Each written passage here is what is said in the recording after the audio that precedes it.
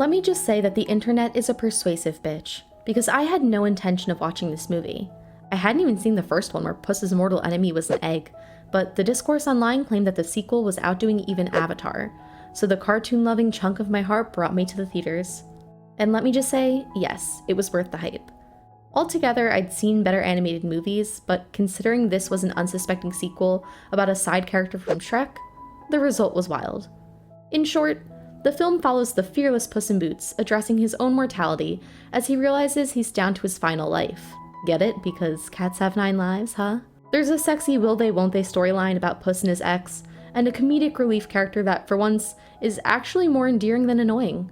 Goldilocks and the 3 bears and Jack Horner are there too, as everyone hunts down a magical wish. Hey, it's in the title. Naturally, our man Puss wants to wish for his lives back.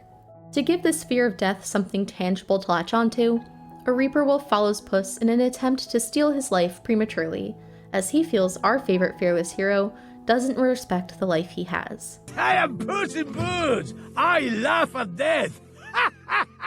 This kind of story has existed before, I'm sure, so what makes The Last Wish stick out? 1. The animation. I remember seeing this scene online and genuinely thinking someone was parodying Attack on Titan, because my brain couldn't comprehend action like this from a story following a cat and thigh-high booties. But the use of colors, frame rates, and timing was better than I'd seen in a while. 2. The movie touched on darker themes without turning its back onto its cartoonish pageantry. It's raining bears. Time to go. It was still goofy and fun and magical, but didn't shy away from tackling Puss's casual existential crisis. The parts where his hair stands up and death looms in the background are genuinely scary, but each of these scenes is matched with that classic DreamWorks humor. You're not gonna shoot a puppy, are you, Jack? Yeah, in the face. Why? Even after all these years, you can see how this fits in with the Shrek cinematic universe, without relying on that good name alone to sell the story. 3, and alongside the kudos to animation, the action sequences were wild. Personally, I'm a fan of action, but typically stay away from movies that are scary, serious, or sad. This leaves me to watch either 80s or 90s action films, or kids movies with fight scenes, and luckily The Last Wish delivered. The pacing was so fast and smooth that you couldn't pull your eyes away from the screen, and yet it never felt like too much was happening at once. 4. The power of friendship. I'm a basic bitch who loves found family and the power of believing in yourself and your friends. From the beginning of the film, the viewer knows that Kitty and Perro are reliable friends, but what surprised me was the route the story took with Goldilocks. I'm trying not to spoil, but the ending of her storyline actually made me tear up. People make mistakes, and this movie doesn't shy away from that, but what I enjoy is that some characters seem caught up about it, and others relish in it. Which brings me to point 5. Jack Horner was something of a throwback villain for me.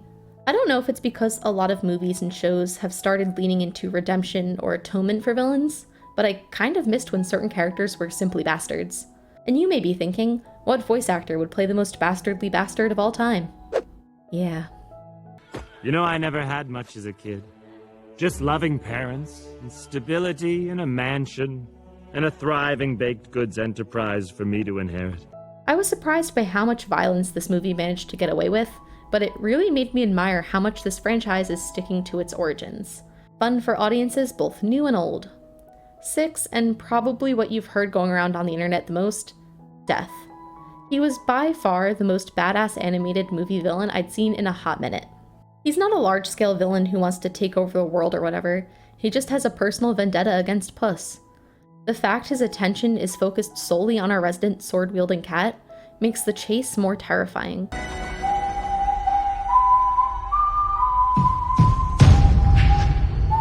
He appears out of thin air and always gives Puss just enough time to run away. It's simultaneously a metaphor for how Puss is barely escaping death, as well as a creepy reminder that this wolf enjoys the chase. His weapons, fight style, voice acting, you go Wagner Moura, it's all chilling. He manages to reduce this fearless adventure into a puddle of terror, all with his ominous whistle. And what I really, really love is that this concept of life and death didn't have to stray from a PG rating to make a great point. All in all, this movie was a great standalone, as well as a great addition to the Shrekiverse. Yeah, it's a thing. Puss matures here, and it's peaceful. It shows that bravery comes in many forms, and No one should give up their dreams or who they are as they realize that things change. Sometimes acceptance is the most important part. And remember, Boost, death comes for us all.